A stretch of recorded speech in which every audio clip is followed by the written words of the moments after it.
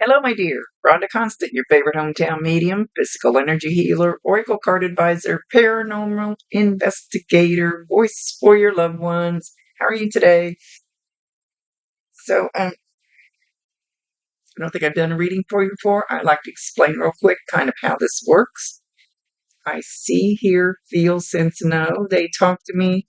They also show me pictures, and I call it spiritual charades. Try to describe the picture the best that I can. There is always a reason for whatever they show or say. So if it doesn't make any sense now, keep it in mind. You'll either see it later, remember it later, or somebody else will validate it for you later. Now, this is not an exact science. We communicate the best way we can. So sometimes you'll have to stretch it outside the box a little bit. Sometimes they'll just give me a word. He's not going to give me a lot of details, but he should give me just enough so we know what he's referring to.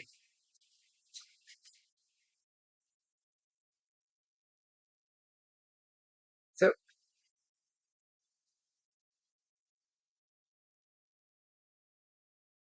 he keeps going like, woe is me, woe is me. Why did I do this?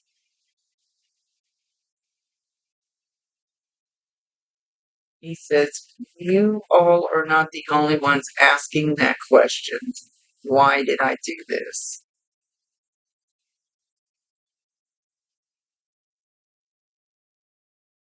He said, spur of the moment.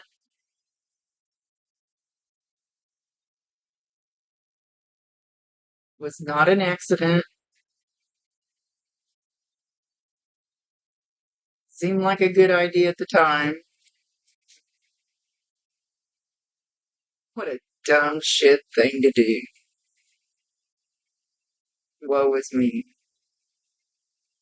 Now, when we transition to the other side, we don't we don't take all those negative heavy feelings, the anger, the hate, we leave all that shit behind. When we get there, they cleanse us. It's like I say, peeling. Good grief, I'm muttering again. A lot of times I mutter when I get their energy. It's like they peel you like they peel all that heavy earthly crap off of you because we don't need it up there. It doesn't exist. And nobody holds a grudge up there.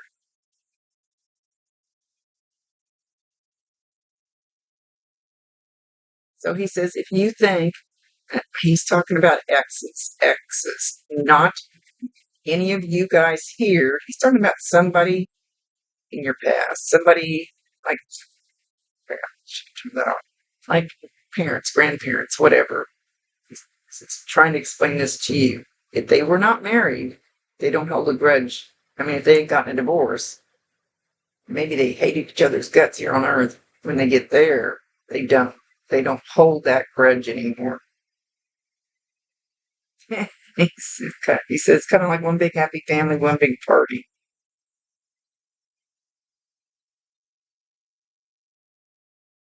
He says, dumb idea. It was a dumb idea. And I'll also tell you that the main reason I got into mediumship was because somebody I loved very dearly killed himself. I hate that word. I hate all the words associated with suicide. I hate those words. I can't find one that I am peaceful with. But so a lot of them, those spirits that left that way, are drawn to me because I understand both sides of it. And I've never heard one yet that says, "Oh, I'm glad I did it." Are they happy? Yes. Are they forgiven? Yes. Do they go to heaven? Yes. But as far as being happy that they inflicted that much pain on other people here, no, I haven't. I haven't found one yet. And he's thanking me for explaining that. And he wanted that explained. Shut my stupid thing.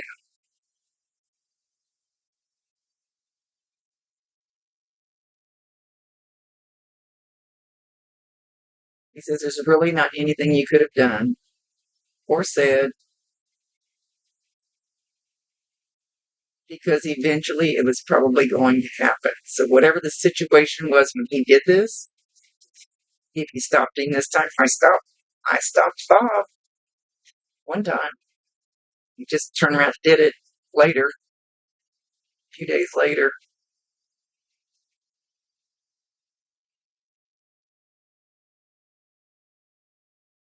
And before I started this reading, the other day, who did I say this to?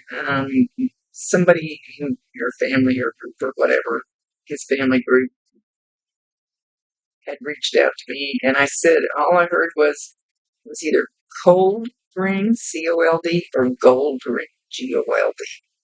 And he keeps saying that over and over and over, but I still don't know which word it is. Sometimes they're not. Well, no, Peppy, not now. He wants to play.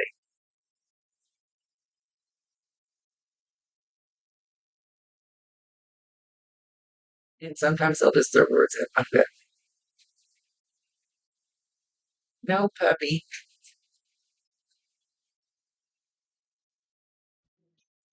So before I was getting ready to do this,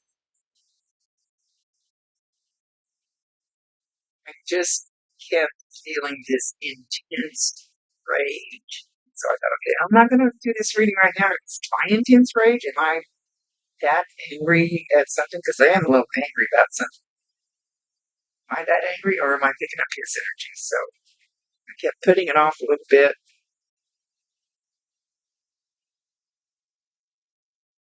He said we're both that way. So the intense rage that I'm feeling, he felt too. But a lot of the intense rage was at himself, not particularly to some other person.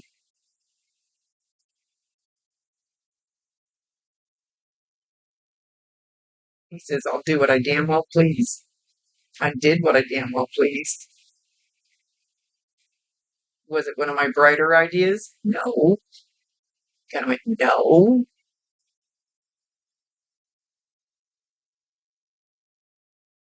Can't take it back now.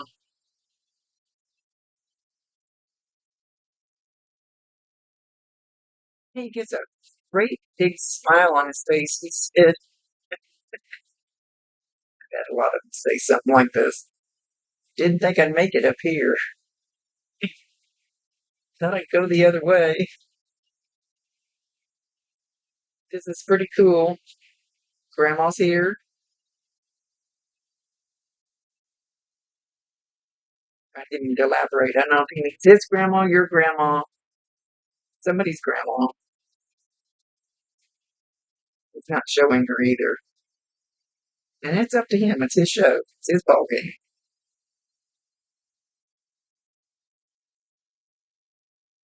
He said, no more sadness, no more strife. STRIFE.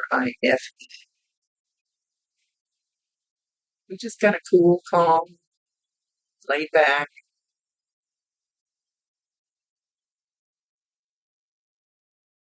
I always felt like I had to show off for everybody else. I always felt like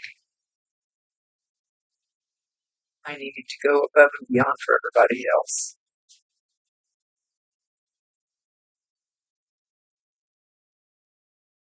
I strived very hard to be loved, but I did love myself. But I wanted others to love me. Thought they would fill the void, but it doesn't work that way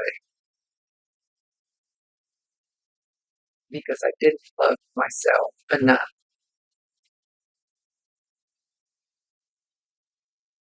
That's on me, not you or anybody else.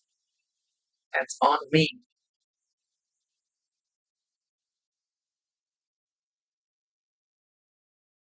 It's not your problem to make me love myself. It's my thing that I should have done. No matter what was going on around me, I should have loved myself. I should have loved myself enough to stay. I should have loved myself enough to stay breathing.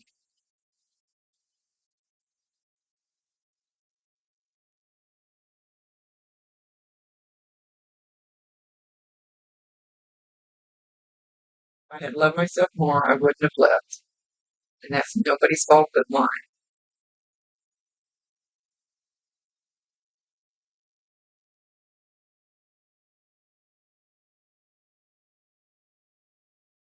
So he's pointing at you and he's telling you, he's pointing at you, he's telling you, don't expect somebody else to fill your cup. You need to fill your own cup, and then it doesn't matter what's going on around you. Those things can't hurt you. Once you fill your own cup, there's no room in your cup for their bullshit because your cup is full. So make sure you fill your cup first.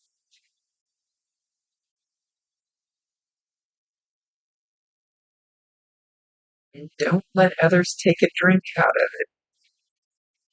I think what he means is, okay, so if your cup's full and you love yourself and you absolutely love yourself, not in an ego way. There's a difference. An egotistical way, that's not good. You actually love yourself. You let somebody else take a drink out of your cup, then your cup isn't full. You have to fill your cup back up. You have to find a way to fill your cup back up. If somebody takes from your cup, then okay. So he says they can take from your cup by being demeaning to you or something like that and kind of beating you down a little bit, maybe mentally or whatever. And they take from your cup, then you have to work hard to build that cup back up and fill it back up.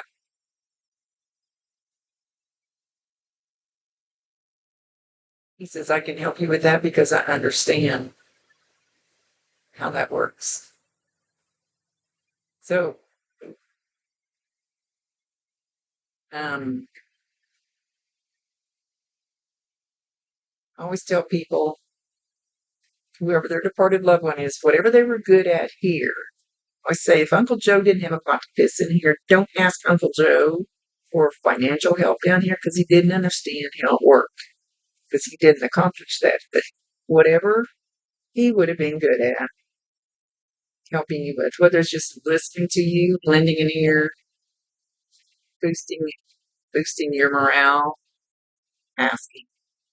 You have to ask. They cannot override your free will choice. You ought to see my guides up there going, Rhonda, why are you doing that? I mean, we can't stop you, but we hate watching this shit. Why do you keep doing that? We tell you not to. They can't override my free will choice, but they can sure help if you ask. And then you have to allow what they bring forward. They'll bring you something good, but you have to ask. If you ask for a multi-million-dollar home, you're probably not going to get it. Hey, it doesn't hurt to ask.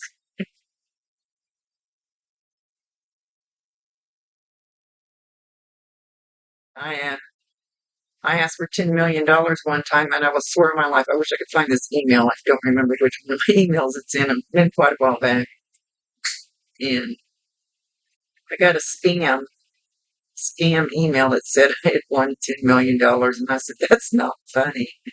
I asked, and then you send me a joke.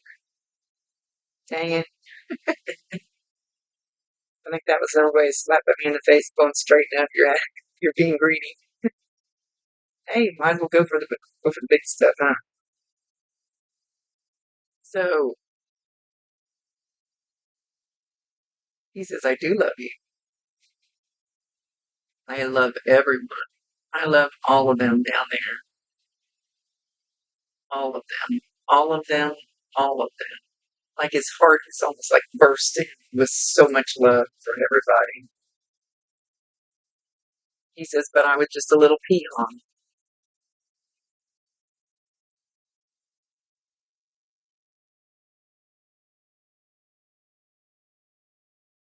But it's okay. It's all said and done. It's okay.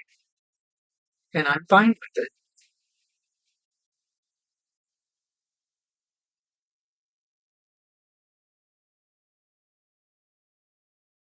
He said he has seen his dad, but he's more excited about this grandma. But sometimes they'll step forward or sometimes they'll show me So at least I can describe which grandma it is or give me a hint, but he's not giving me any hint. So maybe he's only got one up there. But I will say, the little old lady on that lives next door can sometimes feel more like your grandma than your original blood grandma that lives clear across the country. Lives clear across the country, and you talk to her once a year at Christmas or something. So just know it doesn't have to be a blood grandma. A lot of people call me grandma. And a lot of kids call me mom or grandma.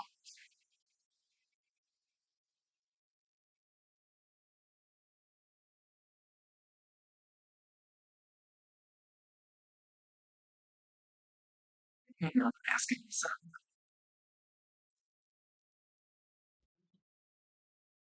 Okay, I was trying to ask him how, and I promise you 1,000%, he can hear you, he can see you. You talk to him all you want to. You don't have to talk out loud. We have telepathic ears. You can talk, like I said, without doing it out loud. I've talked to a real life person that way. But she's good. Anyway, so know that he can hear you, he can see you. I was asking him about what kind of signs that he might give you, and I think it's just too new. It's too fresh that he hasn't quite decided what he can do. Maybe he doesn't know what he can do or how he can do it. I asked my woo-woo lady once, I said, well, don't we just know everything when we get back up there? And she goes, nope, it doesn't work that way. So it's the closest show that I've seen that comes close to what I do is Ghost with Patrick Swayze.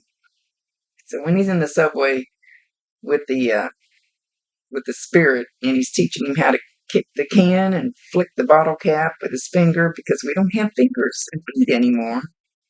You have to learn how to use your energy, and it's basically the same thing. So it might take him a minute to figure that out. He says, Dad's going to help me. Dad's going to show me, but later. So if you get something that you even think might be a sign, just trust it, just believe it. Validate him, acknowledge him, tell him you love him, and ask him to bring you more. Give him permission. Sometimes they need permission. Okay.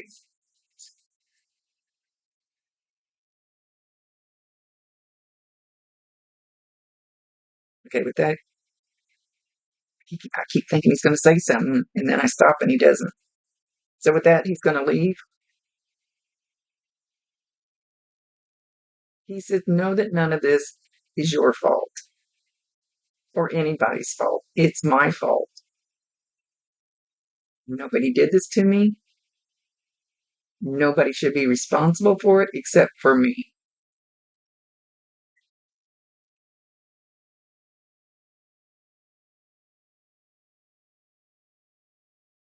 I just thought I was Billy Badass.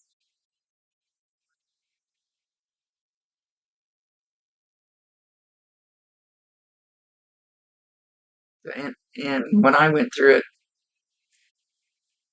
oh, wow, it took me well over 2 years to figure out it wasn't my fault. I didn't do anything, but I didn't stop it. And that's where I thought it was my fault because I didn't stop it.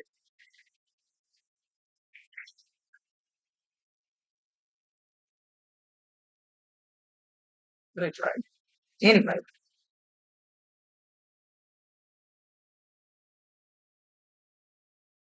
it's just so soft and peaceful. Just so peace.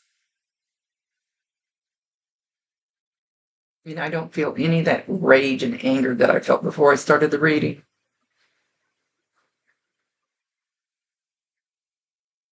So with that, he's going to leave. Thank you for allowing me to be his voice. Rhonda Constant, your favorite hometown medium, physical energy healer, oracle card advisor, paranormal investigator, voice for your loved ones. Thank you very much, my dear.